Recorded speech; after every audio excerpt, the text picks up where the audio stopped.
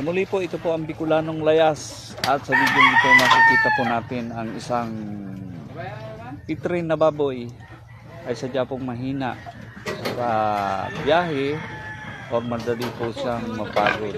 So yan po, hindi pa po halos nakakalabas ng kulungan ay hapong-hapon po.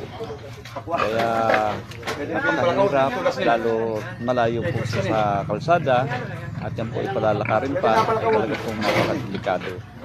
So hapong-hapon na po at sinisikap i-survive ng isa sa mga nag-alaga.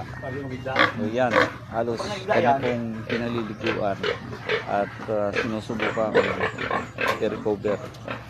Talaga naman pong yan po ang nagiging problema ng ating pong mga buyer. Pagkapit rin po ang inyong nabili ay napakadelikado.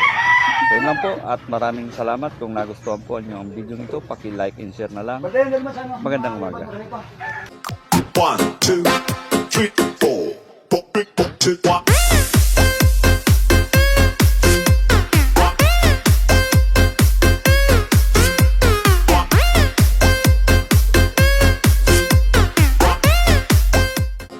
1, 2, 3.